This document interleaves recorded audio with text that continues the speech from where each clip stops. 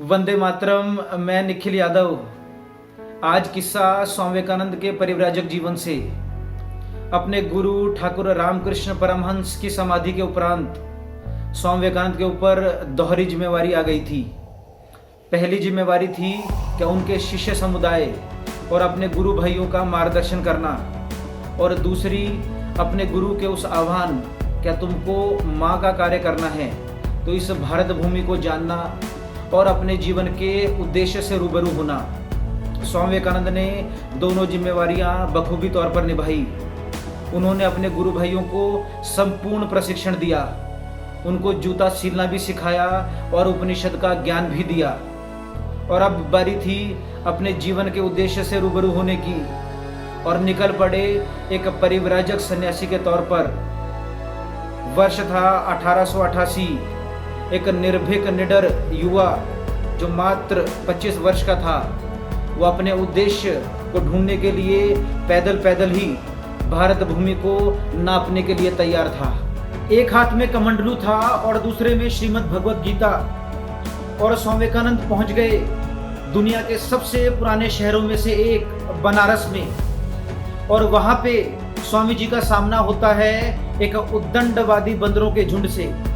स्वामी विवेकानंद इस घटना का विवरण स्वयं देते हैं। वो बताते हैं, क्या मैं एक गली से गुजर रहा था और एक तरफ वो देखते हैं कि एक लंबी सी दीवार थी और दूसरी तरफ एक तालाब, और सामने मैदान में एक बंदरों का झुंड था।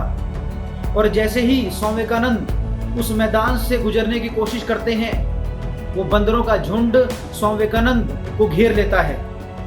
धीरे धीरे बंदर स्वामी विवेकानंद के पास आने लगते हैं, उनके पैरों को पकड़ लेते हैं। कुछ बंदर स्वामी विवेकानंद को काटने लगते हैं तो कुछ उनके ऊपर हमला करते हैं। और जैसे ही स्वामी विवेकानंद को पता लगता है कि अब इससे बचने का और कोई चारा नहीं है, तो स्वामी विवेकानंद वहां से भागने लगते हैं। स्वामी जी जैसे भागते हैं, बंदर पीछे पीछे उनका पीछा करते हैं। वो भी दौड़ने लगते हैं स्वामी विवेकानंद के पीछे।